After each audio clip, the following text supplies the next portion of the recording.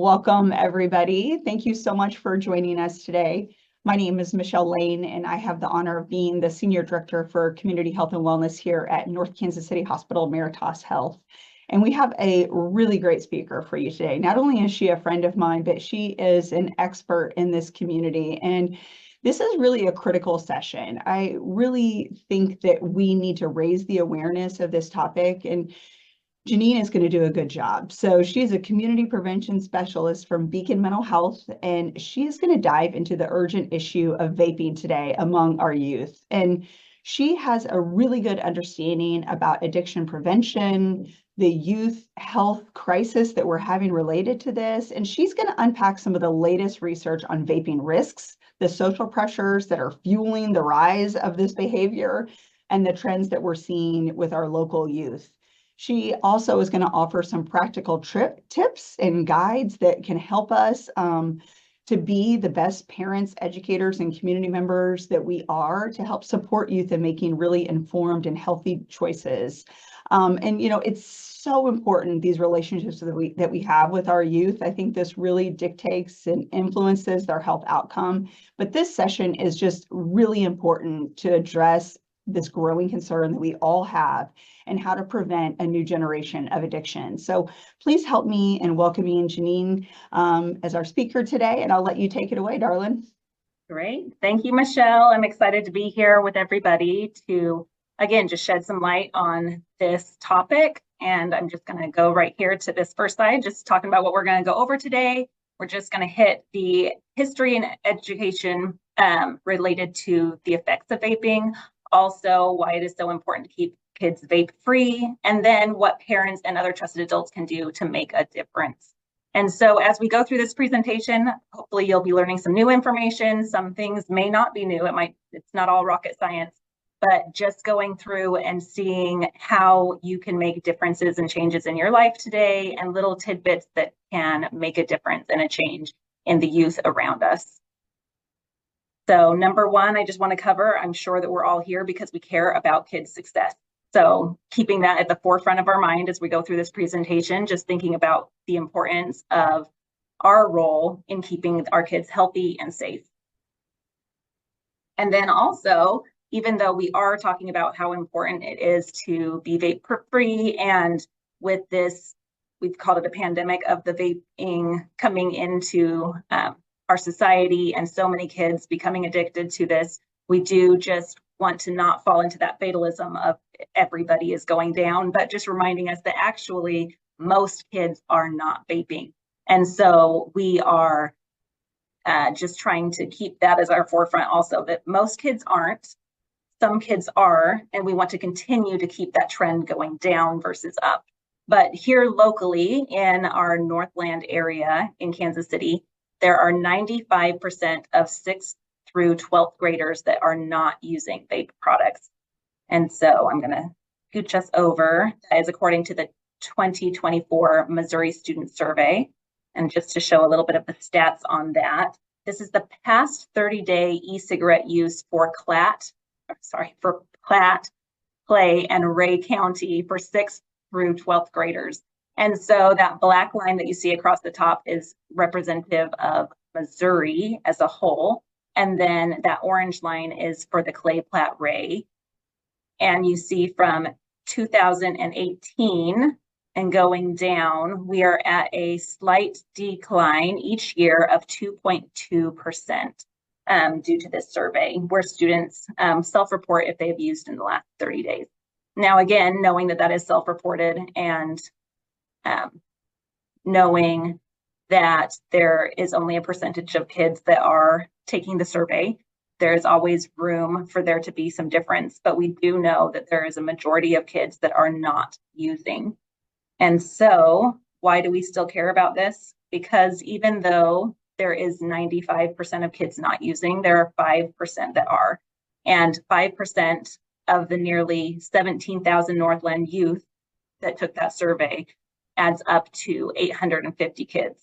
And we know that we care about those 850 kids and the thousands of kids that they represent, because as we said, that's only a portion of the kids in the Northland that took that survey. So we know statistically there are thousands of kids that are falling subject to this. Looking at a more national level, there has also been a significant drop in the number of U.S. middle school and high schooler students who report current 30-day past use. It has decreased from 2.13 million in 2023 to 1.63 million in 2024.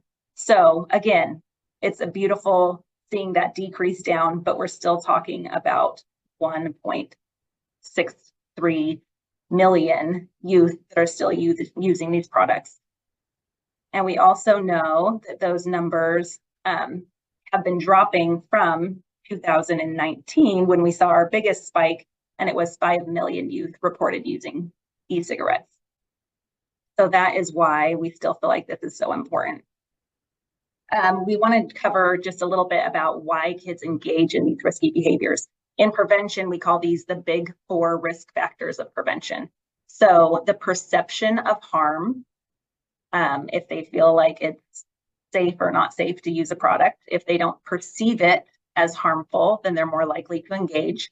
Perception of acceptability, if it is highly influenced by the peers that they're around or what they're seeing in society around them, if they're seeing it as an acceptable thing or a less acceptable thing. Perception of availability, is it easy to get? Can I find these things in my own home? Can I find them and buy them easily at the store? Do I have friends that are giving me access? How available is this product? And then our ability to cope. Do I have other coping skills? Because we know that many times kids are self-medicating. We are just working through our problems and using that as a way to de-stress, but being able to give them other ways that are more healthy, more helpful. Fixing those problems is a better way. So having the ability to cope is huge in dealing with this problem. So how do we increase the protective factors and decrease the risk factors in our kids and our community? It's kind of just taking these same things that we know as risk factors and flipping them. So we change the culture by decreasing the availability and acceptability of substance use in our homes, schools, and communities. And we increase the education around substance use and the ability to cope with stress, building more resilience. So I just want you to keep these in mind as we're going through the presentation. I'm kind of jumping ahead in giving you some of the solutions towards the beginning as we're still going through and talking about the history and the problems. But I just wanted you to have these kind of at the forefront of your mind so that as we're going through, you can kind of be thinking of ways that you could be maybe changing and decreasing the availability and acceptability in your home or in your area, or where you can be increasing that education around substance use and also increasing that education around healthy coping skills and things like that. So as we jump into going back into the history of vape, I just want you to keep this, the big 4 risk factors, and then how we counterbalance those in your forefront of your mind. So again, why the conversation still matters, even though we know that most kids are not vaping. Why do we still care? Well, we care because here in Missouri, the average age of first use is 13. So if the average age of first use is 13, we've got kids starting much younger. We have some kids starting older, but our average age of first use is 13 years old. And then again, remembering back to those big 4 risk factors, we know that from the Missouri Student Survey, more than 1 in 3 Northland youth say that vapes were easy to get. So whether they're getting it from a friend, whether they're buying from the store, whether they're finding it at home, 1 in 3 said that they believe that vapes are easy to get.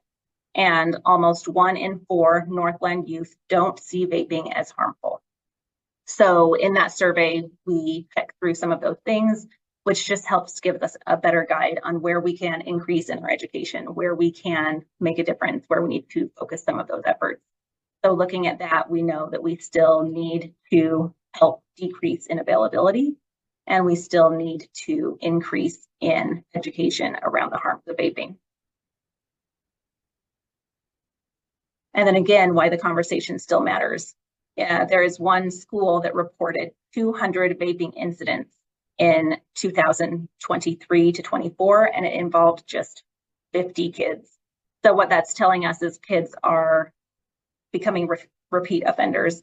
It is an addiction that they are becoming dependent upon this nicotine product, and the importance of being able to, again, get that education out, get resources to these kids and families, but then also just shed a little bit of light on that. Sometimes when we're talking within the school districts and looking at how big the problem is, and they feel like everybody is vaping everywhere.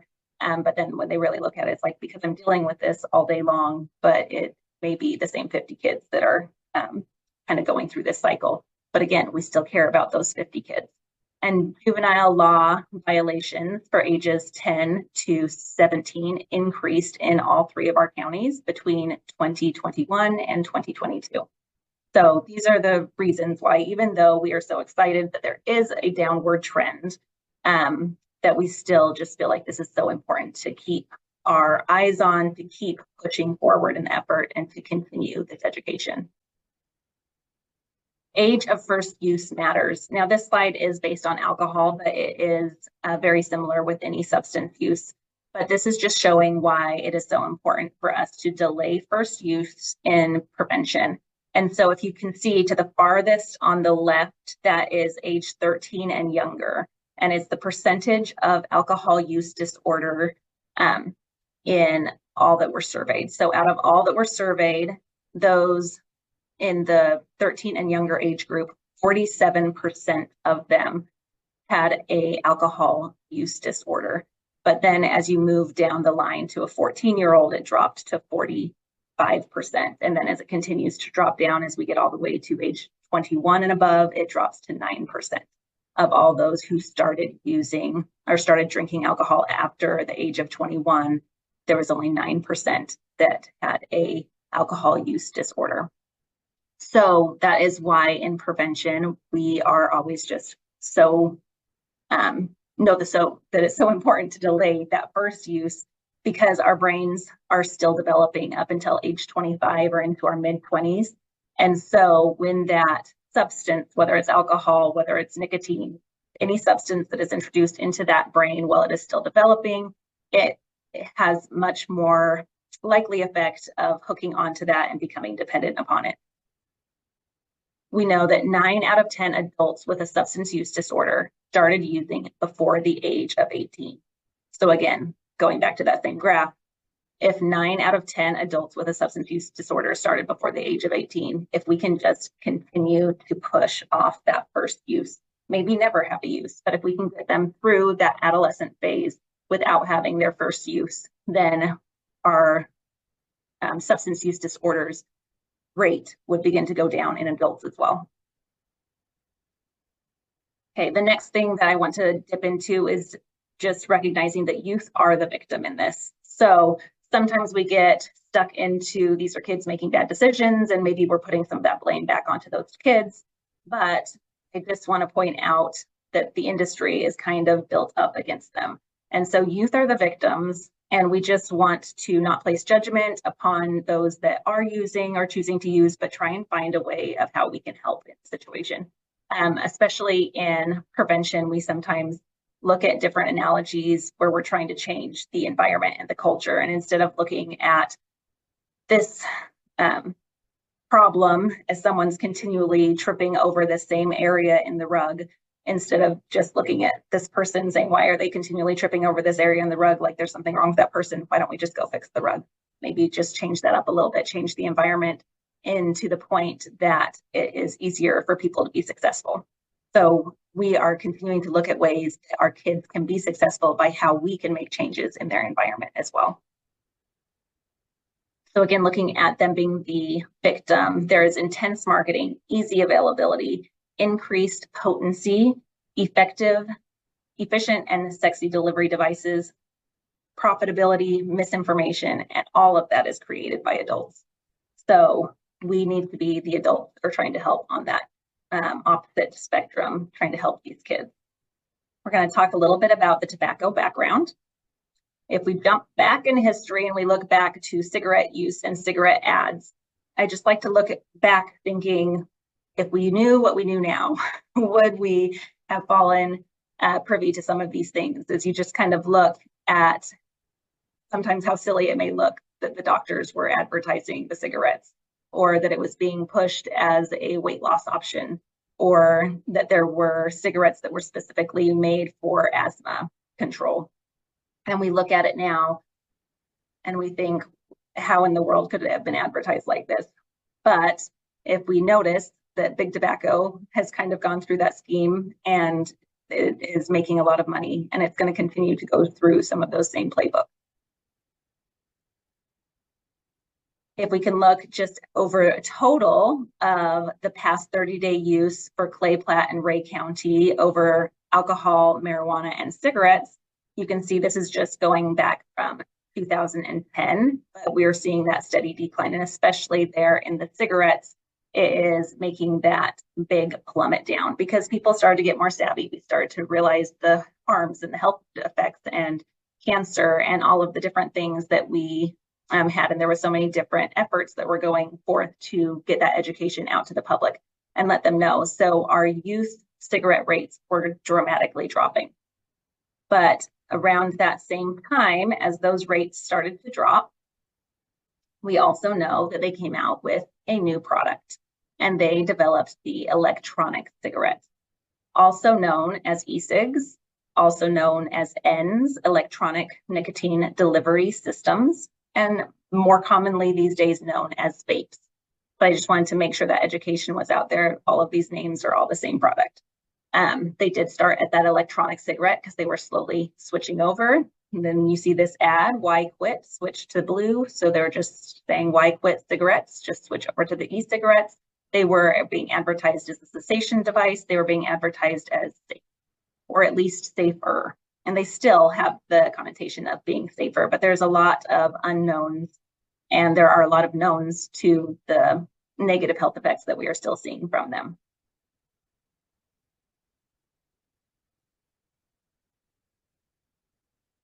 And then what do vapes look like now? So there is a variety of vapes in all different sizes from all different companies, but these are just a few. I know that we used to be much more heavily concerned over with the Juuls, but is slowly moving in a different direction. The devices are getting larger.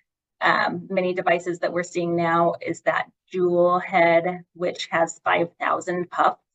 And then we also are seeing the increase of not just nicotine products, but bringing in THC and marijuana products into that vape device as well.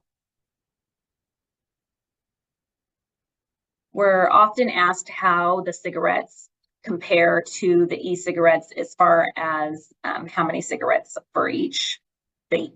And it is very hard to be able to have an exact science on that. There's so many different variables.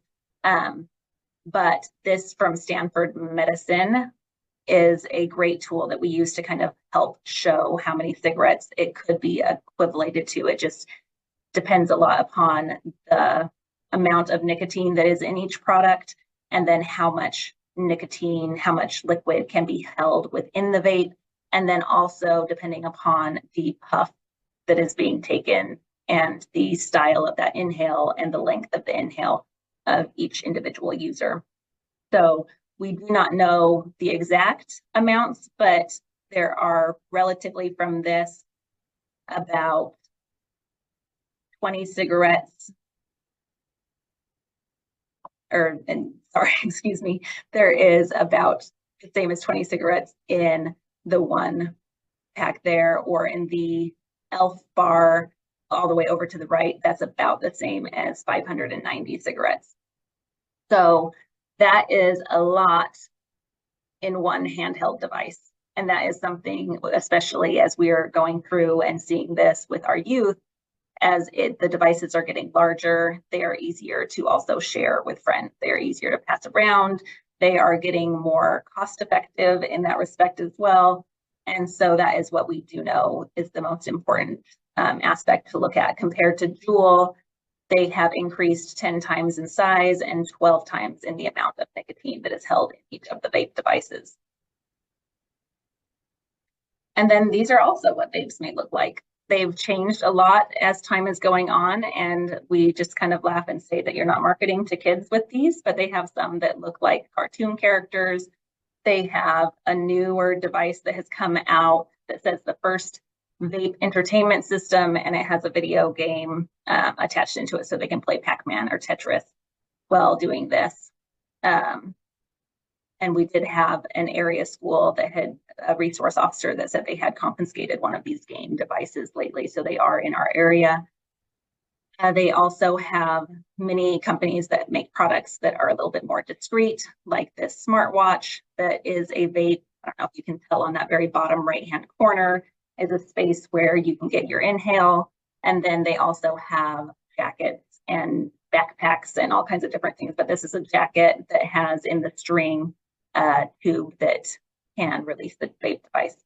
So also noticing on that game product that shows 20,000 puffs are inside of that. That's 25 milliliters times 50 milligrams of nicotine per milliliter. So there is 1,250 milligrams of nicotine held in that device. And if we compared it back to that slide from Stanford, it would be relatively in the rounds of over 1,000 cigarettes held within that one device. And one of the other problems that we are seeing with the vaping is that it doesn't have a calculated dispensary showing you how many puffs you have taken or how much is left. You're just taking it until it is out. And so they are not always even realizing how much. Like when you have a pack of cigarettes, as you go through each cigarette, you've known how many you have smoked. But with the vape, they are usually consuming more than they realize they have consumed. They also come in so many different flavors, and they are being advertised in so many different ways, bright and colorful. They're doing a lot of advertisement because of those flavors around fruit. If you notice that one that's got the watermelon in the background, trying to make it look a little bit more enticing, but it also is trying to make it look in a way healthy. These are healthy options for you. And kids are not seeing that harm. Remember the perception of harm that we talked about.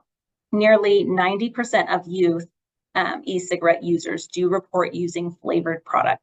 Flavored products are often also listed as the reason that they started, and also listed as one of the reasons that it's hard to quit. It definitely increases the addictiveness, and it increases the desire for these products. And then this is just another educational information as they are moving into some products that are listed as nicotine-free. If you can see on there, the box says nicotine-free, but then still has its warning label saying this product contains nicotine. Nicotine is an addictive chemical. Or this other ad that was at a local gas station that was for a zero nicotine product, but it says again, zero nicotine does not mean this product is safe. And even though they are listing as nicotine-free and zero nicotine, quite often that is not exactly the case. They may be much lower levels, but they are not 100% nicotine-free. Some of that is because they are synthetic nicotine. They're not actually being derived from the tobacco plant. And so there's like some loopholes within that to where they can advertise in that way. But even though they are saying nicotine-free, they are not 100% nicotine-free. They still have an addictive nature. So what is inside the vape? So when you inhale from a vape, the battery heats up the liquid to create an aerosol that you breathe in. This aerosol is a mix of small particles released in the air, similar to a spray, not a water vapor. While vaping is generally considered less harmful than smoking, it is still not safe. So inside that, like we said, it's not just a water vapor. There's actually not much water involved. There are many different chemicals that are very dangerous for the lungs. There are heavy metals such as nickel, tin, and lead, as well as the nicotine having the addictive substance. And then there are many ultrafine particles that are also involved in that are not healthy for our lungs. We also are finding that most vapes either will be containing that nicotine, or there are many that are moving to marijuana, THC being smoked inside those vapes. There's also unregulated marijuana that is being sold at gas stations and vape shops that includes the Delta 8 and Delta 10 THC vape products that we are also finding going into these vapes. And I just wanted to touch base as we're talking about some of those marijuana products that are being vaped as well, that this is not our Woodstock weed.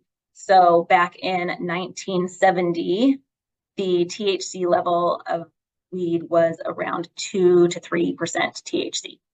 And then in 1995, it upped to 4%. And then in 2021, 15% plus.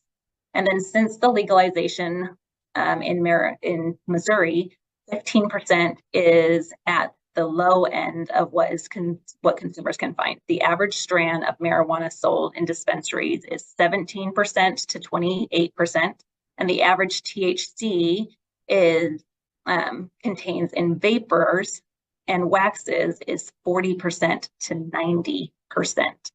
And so if you can just imagine that big increase in the THC level, that is definitely changing the effects that are going on with this weed. So some people that may in the past have used a weed product or a marijuana product, it has drastically changed over the decades as far as potency.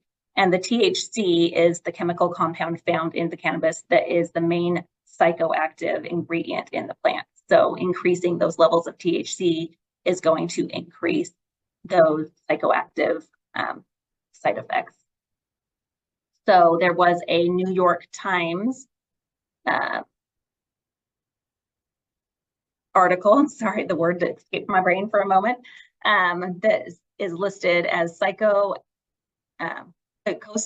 addiction, chronic vomiting. As weed becomes more potent, teens are getting sick.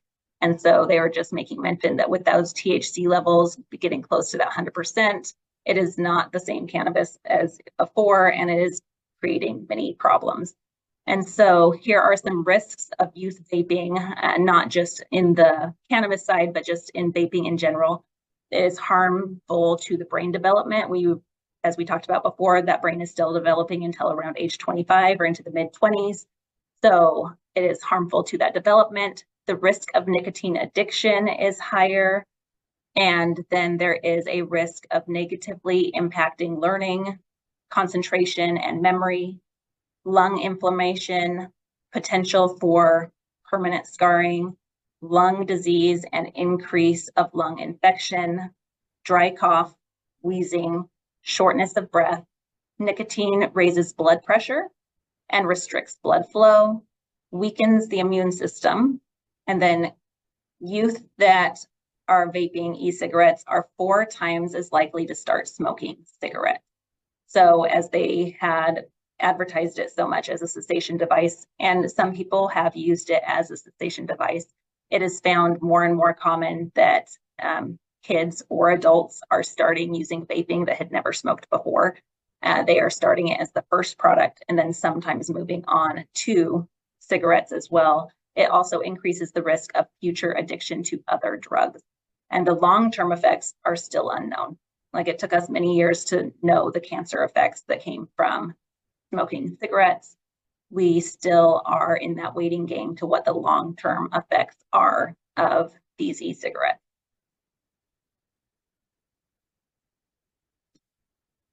Just going over a couple of fast facts about teen vaping. E-cigarettes or vapes are much more popular among teens than tobacco cigarettes. Vapes are discreetly sized and they are easy to be mistaken as things like laptop USB ports. They are products in small amounts of aerosol that disappears quickly and can make them hard to detect. And then there's lots of fruity flavors that are very easy to get hooked onto for those teens, as well as, again, mentioning that there is that THC that is being used in these products, and that is adding a different level of concern.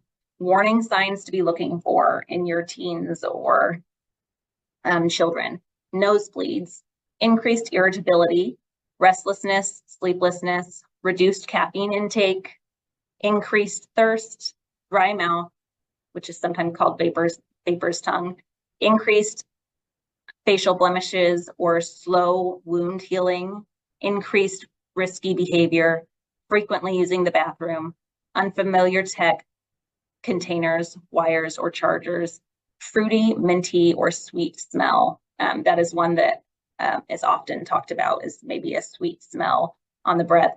It's very hard to always notice that, though, because it may have just been a lotion or something that someone had put on, but noticing that sweet mint or that sweet fruity smell, and then a slight mist that may disappear quickly. Those are just some warning signs that we point out. There are others. Some warning signs, though, are hard to tell. It's just a change in that behavior. But also, if we're dealing with teens, sometimes some of those warning signs with irritability and sleeplessness or restlessness and different things can just be part of their teenage years as well, or the increased blemishes and things like that. So I don't want these warning signs to become this scare for you to be, but just something to be aware of, like not having to be scared over any one of these, but just kind of knowing some of those warning signs and being able to have that in your arsenal of tools of knowledge, as if you do see some concerns, if you are seeing changes in behavior within your child that just don't seem as normal, if you're seeing any changes where they're seeming more secretive or becoming more aggressive when you ask questions, then those are time to maybe draw a little bit more of an alarm and be more cautious. So with all of this information, I just have dumped in, what can we do? So there's multiple different avenues to take for this. One avenue is advocacy and policy. So that is going in and kind of using that community level and trying to make that change in the accessibility and availability, remembering some of those big 4 risk factors, and getting in on a grassroots movement to make that environmental change. So with the perception of harm, getting in and finding more education for our kids and for our adults, or also increasing in the availability to cope, and being able to find things that are good for our mental health and pushing for programs that are going to help in that way. So what are some ways that you can get involved? Staying informed and seeking out education, just like you are doing today here on this webinar, is always good. Looking for other webinars, other opportunities to increase that knowledge so that you can stay in the know and be able to help combat in that way and stay educated yourself and share that education with the people around you. Joining a local prevention coalition, you can check out northlandcoalition.com. And that will take you to Northland Coalition. Is a big umbrella coalition that kind of goes over the Clay, Platte, and Ray County areas. And then there's multiple smaller coalitions that are a little bit more individualized into certain communities underneath that. But the easiest way to get that information on your local coalition may be going to that coalition or northlandcoalition.com. Joining groups like PAVE. PAVE is Parents Against Vaping E-cigs, and they are a group that was started by some moms who their children had gotten involved in vaping, and they are trying to make a difference and doing their grassroots movement going forward, trying to educate other parents, trying to get in and advocate for different policy changes. And they are a great organization to draw on for more education, more information, and different ways that you can get involved in your community to help against this vape use and vaping.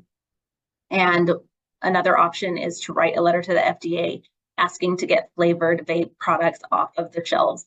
That is also something through they have a movement where they are pushing for the FDA to ask for these flavored products to be taken off the shelves.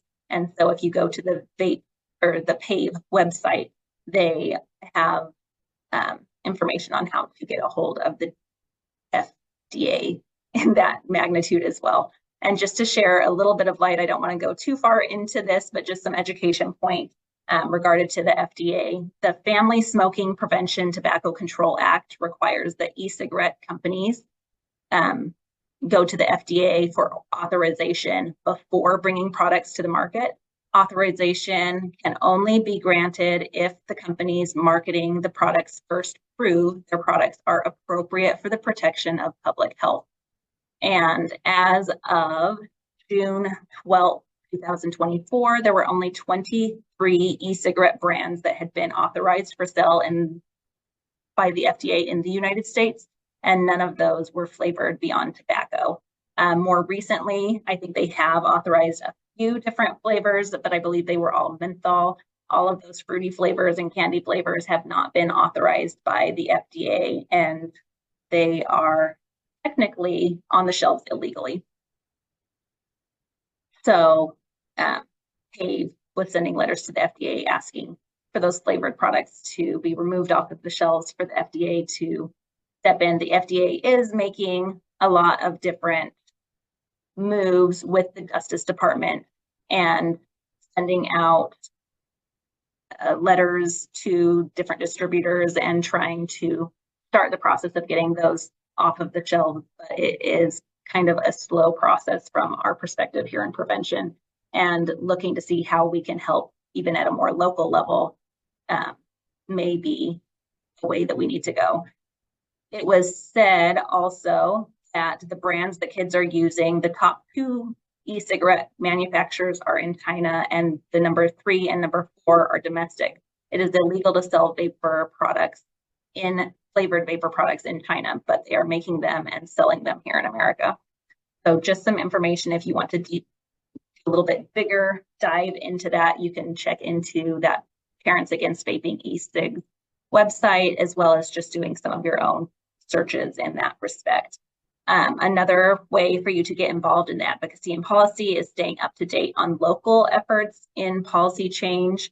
And some of our local efforts, there was a comprehensive nicotine flavor ban in the Kansas City zip codes that was trying to pass through.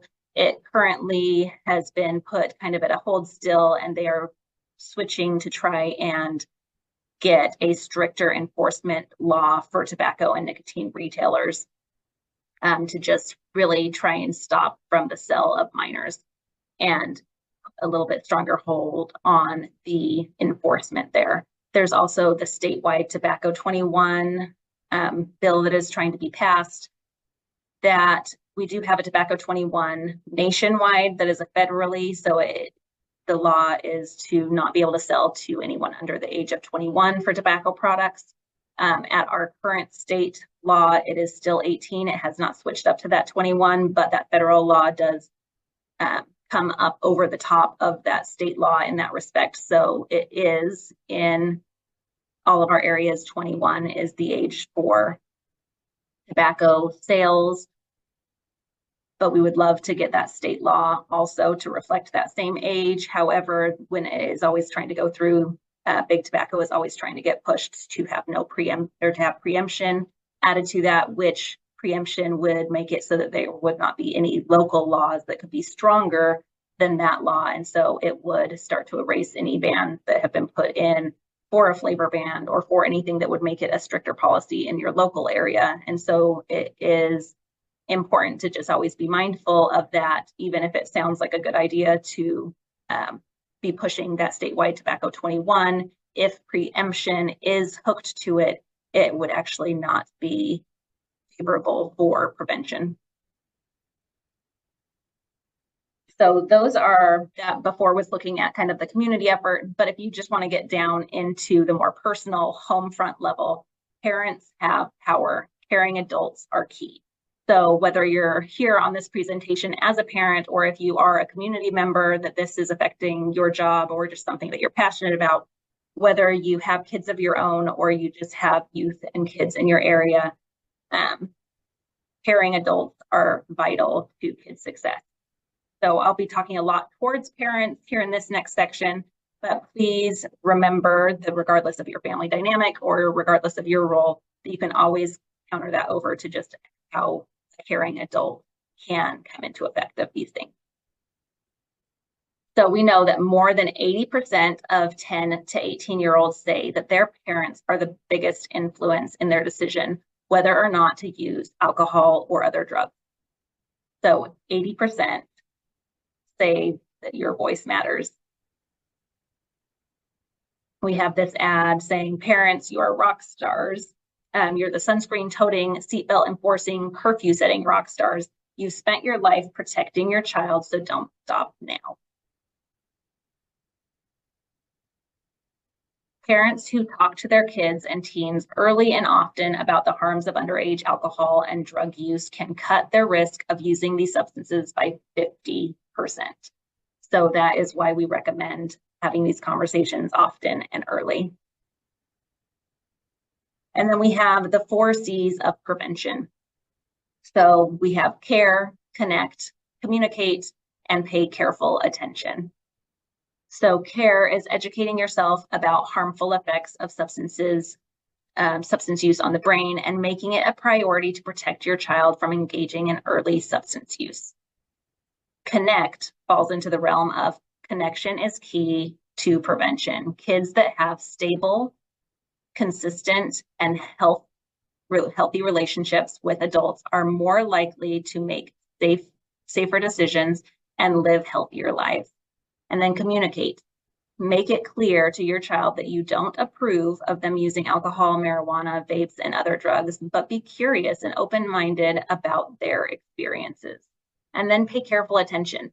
Know where your kids are and who they are with, and check in on them when they get home. Keep an eye out for any early signs or symptoms of substance misuse. So dipping down into those 4 C's, we're going to dip into care a little bit deeper.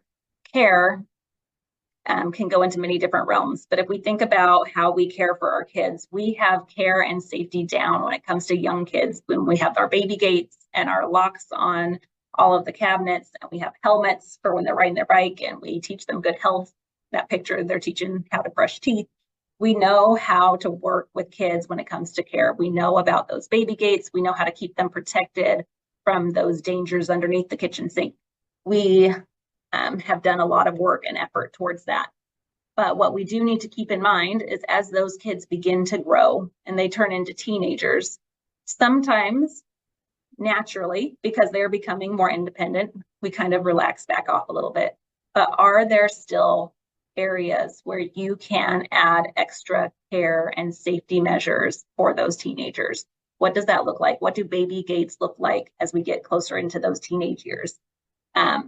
If you have alcohol, or if you have edibles or gummies or vape products of your own in your home, are they easily accessible for those teenagers? Are they locked up somewhere? Are they somewhere where it's not going to be easily mistaken or used by a minor in the home? Looking for areas where you can put some of those teenage gates up for some of those products as well. And then what other safety things can you think of for your children that would be the same as when you used to make sure that they were riding their bike carefully and they had their helmets on, or teaching them different ways to have good hygiene? Can we teach them about positive self-view? Can we go in and care by teaching them some of those positive coping skills? And that's actually going to go right into our next section here with self-care. That self-care that we can be teaching to our kids, also the self-care that we can be using for ourselves, because we also know that kids learn by what we say, but they also learn by what we do. How we can show and model behaviors is just as important as what we say and what we teach. So having nutrition, exercise, and sleep be some of our priorities, offering healthy snacks and well-balanced meals when possible, having daily walks maybe, going to the gym, having a membership, trying to get at least your 8 hours of sleep each night or more. We know teenagers and their growing bodies need even more sleep. And then dipping into areas of mindfulness and trying different exercises, both breathing exercises and journaling, maybe doing yoga, doing different things, whatever that self-care looks like for you. Everybody has a different definition of self-care and what you need, but being able to take those times as a parent to have your self-care, but also to be teaching and talking about those things with our kids, finding ways to increase those coping skills, both for ourselves and for our children. Box breathing, there's a little example of it over there on the left-hand side. If you hadn't heard of box breathing, it is just one of many breathing exercise tools, but the idea of it is breathing in for a certain count. So in this picture, they're breathing in for a count of 4. So you breathe in, hold it for a count of 4, and then exhale for a count of 4, holding it for a count of 4, and then continuing that breathe in.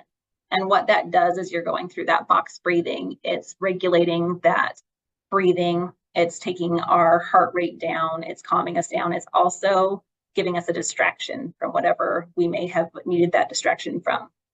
If we were having a moment of anxiety or overwhelm, or some area where you wanted to add a little bit of distraction, a little bit of calm down, because you're concentrating on how you're counting through that breathing exercise. So that is just one tool. There are many, many more. You find the tools that work for you and add them into your self-care toolbox, and then teach them to your kids. When I'm explaining self-care, I often refer to it as like the same as a car maintenance.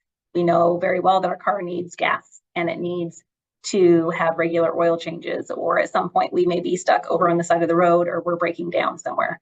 And so our bodies are the same. Our bodies need to be able to have that self-care. We need to have that proper nutrition. We need to be able to have those times to relax and unwind. We need to have those times that we fill ourselves back up with our own fuel, if you will, to be able to continue going from day to day. So again, teaching that both for ourselves and for our family or those around us. And then on that same vein of modeling positive coping skills and behavior, some ways that we can do that are reframing the way that we speak about stress and magnifying positive coping skills. So there are 2 phrases that are very commonly used within our society, and I would just challenge that maybe we flip some of these phrases occasionally if it's one that you use. And no judgment if it is one that you use. Again, they are very common phrases. But sometimes, I don't know if it's ever happened to you, we hear that, "Don't speak to me before I've had my coffee," or something along those lines, right? I need that coffee first things in the morning. And I'm not trying to speak of coffee as a bad thing, but it is sending that signal of, I need this, whatever it is, before I can function. I need this substance before I can function. So instead of "Don't speak to me before I've had my coffee," maybe we can flip it to, "I just need some quiet time to reflect as I wake up." And maybe that coffee is still involved, but we're not putting the emphasis on that coffee. And then, "It's been a long day. I need a glass of wine." Maybe changing that to, "It's been a long day." And then maybe changing our coping skill. "I'm going to go for a walk. Do you want to come with me?" Or something that is showing a positive, another positive coping skill. Again, not that these can't ever be coping skills for us as adults, but can we model other behaviors as well, so our kids are seeing positive coping skills that they can use as well, because they're learning from us. This, both in the way that we speak, but also in our actions, and we can model it within our social interactions as well. Sometimes there may be alcohol at a lot of our social gatherings, and as adults, that's not uncommon and it's okay. But can we also show our kids modeled behavior of events that are alcohol-free or that are substance-free? And so they can see examples of normalizing that healthy, sober fun and modeling that for them as well. So again, not that it 100% has to be cut out, but just being mindful of where we can make small changes, just these little changes within the way that we're living our life. We can show our kids the importance of positive coping skills, healthy behaviors. And then also being mindful if there is any vaping in the home. Sometimes that does, if a child is in a home where parents are vaping or smoking, it does increase the youth's risk of vaping.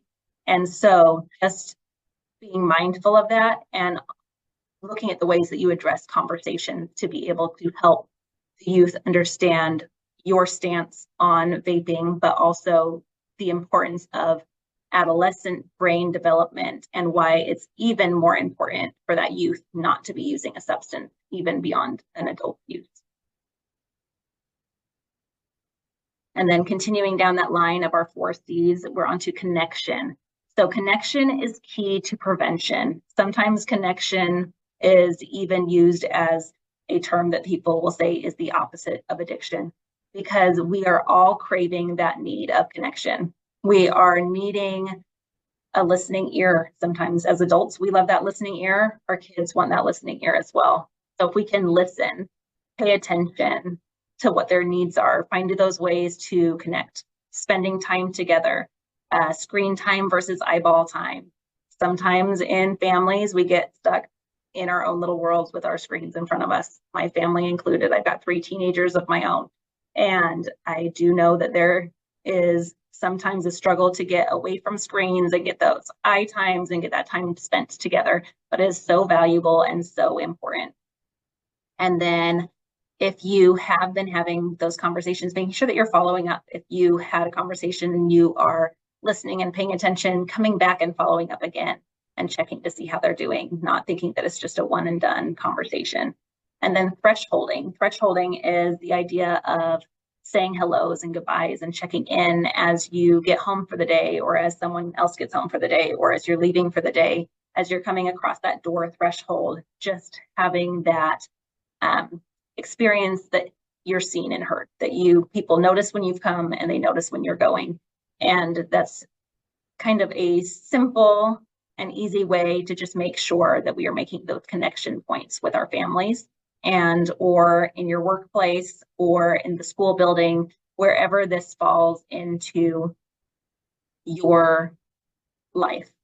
And then taking outings, going out with the kids, building those experiences where you can foster that connection, maybe going out to a movie or going for a walk or taking them out to eat, or whatever the case is, taking them to the park. It doesn't always have to be inexpensive. It doesn't have to have a cost involved, but going out to spend time together, or staying in and playing family games, or having a meal, which brings us right in to our Meaningful Meals.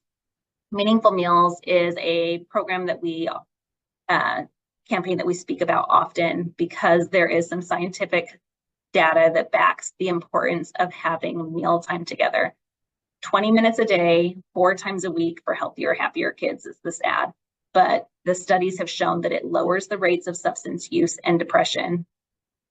There are better peer relationships, higher self-esteem, and better grades, just based on those kids that are having the regular mealtime with their family.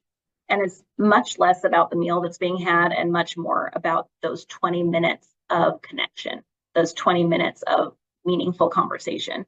So putting those screens away, not being in front of the TV, not having a phone out at the table, but just sitting and having conversation, checking in, seeing how those kids are doing, and enjoying a meal together. Maybe that meal is a box of cereal. It doesn't really matter as much what the meal is. It does matter on our health and nutrition aspect. So the more healthy and nutritious meals we can provide, that is amazing. But in the realm of this connection and building this resiliency, the meal is less important. It's all about that connection and that time being spent together. So the more that we can increase that, the better. I know when my kids were young, this was easy and simple because I was their provider that had to get that meal for them. We had mealtime at the table almost every night, 7 nights a week.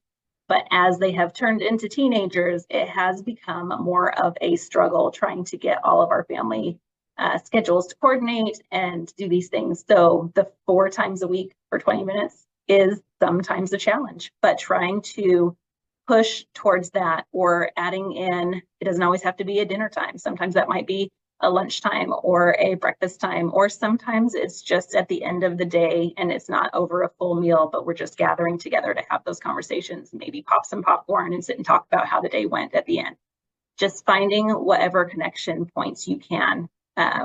Just having it around family mealtime is just, we all have to eat every day. So it's kind of an easy way for us to make that connection and have that be part of our life and part of the culture that we're creating within our families.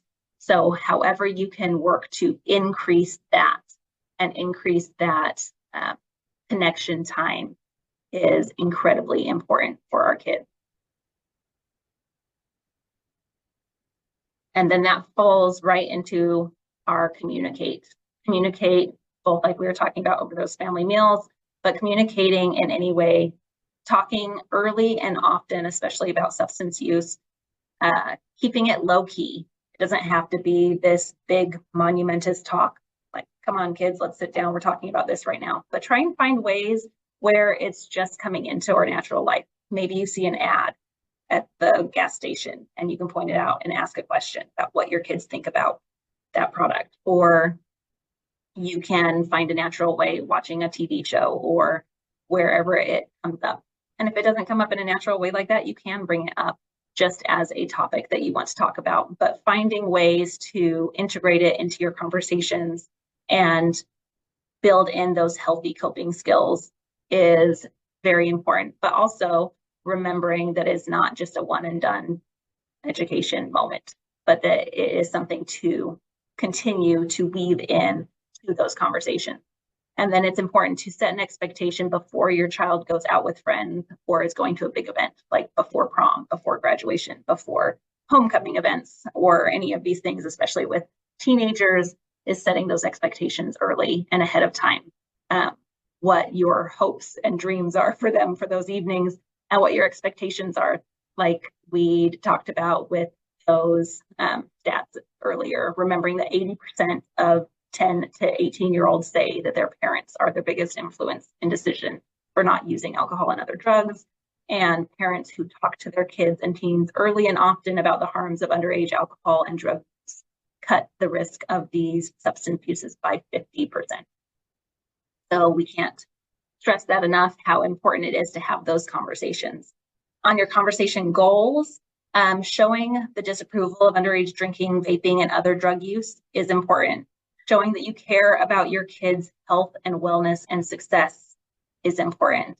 And then listening and being curious and being open-minded about their experiences, giving them that validation over their experiences, knowing that their experiences might be different than your experiences. We're different humans, right? So listening to them and being able to find that commonality and validating where they're coming from. Maybe they have a different view, and being able to try and help to give them some education pieces, not just a mom or dad said so, but giving them some scientific education on the situation so they can build healthy choices for themselves as well. And then building your child's skills and strategies for avoiding drinking and using other drugs, helping them build those skills, helping them build refusal skills, kind of going through maybe some scenarios. What if you got offered this from a friend? What would you do? And talking through some of those things so that they have it already in their mind and their forefront to, if I come into these situations, how would I handle it? And then also opening up that communication, not just over substance use, but opening up that communication over anything, finding those, having that connection and communication open, especially if it started from an early age as we continue through. It's just starting to make that build of trust between you and your child, or you and the youth in your life that you are helping serve. As you can build that trust, it will increase your ability to be able to have influence over their decisions and influence over helping them through hard and tough situations. And so sometimes if you're there for the small stuff, when the big stuff comes up, they're more likely to come and open up and talk to you about it. And then paying careful attention, paying attention to where our kids are, what they're doing, knowing, being involved, and setting curfews and following up when they get home. Whatever your family's rules and guidelines are, every family is going to be a little bit different. But as you are setting those expectations and as you are paying attention to where they are and watching for signs and symptoms of substance use, be alert for changes in behavior, friend groups, attitudes, etc., and securing any of the substances that are in your home, like we talked about before. Like we have those baby gates up for the babies, making sure that we have some kind of precautions in place for our teenagers as well. So these are all ways that we can pay careful attention, be aware, notice what's going on in their life, not just in our watchdog manner of making sure that they're staying away from substances, but just paying careful attention as well. Again, building those bonds with our kids, paying careful attention to how their emotional and mental health is doing as well, paying attention to what they maybe need from you, working together with other parents, educating other parents about what you know, speaking up if you know parents are providing or allowing substances to be used in their home, and then just realizing that it takes a village. So sometimes we do have to have those hard conversations with other parents, or have to have hard conversations with our kids about other friend groups or situations where it may not be a safe situation for them to be involved in. So trying to work together and raising these kids with the village approach is important. That also involves being in tune with what's going on at school, being in tune with what's going on with their sporting team that they're on, or whatever areas, whatever circles that child is involved in, trying to build that village approach with the other adults that child is interacting with. And then this is just, again, going through that careful attention, but just bringing it to the forefront of paying careful attention to the changes in our teens' attitudes, behaviors, and friends. And I see that we are right here at the very end. I'm sorry that I've spoken for so long, so I'm going to speed through here and just end us up here quick.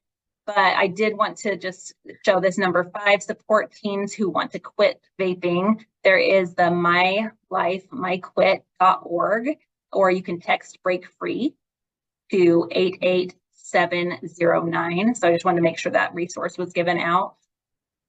And then you'll skip through here. Parent Up KC is a great website that you can get more information.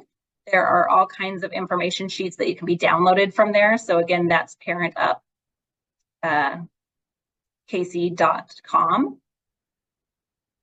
And then I just want you to think for just a quick moment on what your next step is. So after this presentation, what can you take from that? How can you apply some of those C's of the caring, connecting, paying careful attention, and communicating with your children or the youth in your life? And how can you maybe take some of those advocacy efforts? And then my very last is just a thank you for coming and letting me share this information with you. If you can take a quick minute to scan that QR code or to click on that link or type in that link, it is just a quick 3-question evaluation of this, and I would greatly appreciate it. And Michelle, thank you so much for inviting me to come share this information with everybody. That I was scribbling furiously. My note cards are ridiculous. That was a wealth of information. I loved it. I learned so much. The FDA stuff, I had no idea. I think that's really pivotal. And there were a couple things that I felt that were validating, right? I think that a lot of it too is, man, just flipping those words about how we say we need a substance, that's really powerful. And so important too, right? Because even my grandchildren, they're not necessarily listening to everything I say, but they're surely watching what I do and teaching them tools and stuff to manage stress. And, Luna's 2 years old, but like when she gets big emotions, right? My daughter has a wherewithal that she's taught her, like, it's like a form of box breathing, but for toddlers, where they breathe in, you have them trace your finger with you and you're holding them, and then they breathe in and out with the fingers. And like, she does it now. I'm like, that's awesome. Seriously. Yeah, it's so, so important. But this was really good information. I have scanned the barcode and I appreciate all that you've shared today. Thank you so much. Thank you. And yes, I hope to give all kinds of good information. I'm sorry if it was an overdump of information, but hopefully I believe this is recorded. So if someone needs to go back and refresh and click through somewhere else and say, wait a minute, I got to go back to that again. Yeah, I did have a question about your slides. Yes. Is that okay? Can I send those out in the follow-up email? Is that okay? Your slide information, the deck? Yes, you sure can. The one that I shared with you might be a little bit wonky on some of them, but for the most part, all the information is there. I love it. I love it. I'm checking for questions. Looks like we're great, but Thank you, everybody, for joining us today. One of our other classes that we have coming up through community education at North Kansas City Hospital is in January. If you enjoyed this, you may enjoy The Brain Explained, which is by Emily Barnes, who's also a Beacon Mental Health employee. We love partnering with you guys, and you're just such a wealth of information. So thank you. Have a good Thank you day, so much. everybody. Bye-bye. Thank you.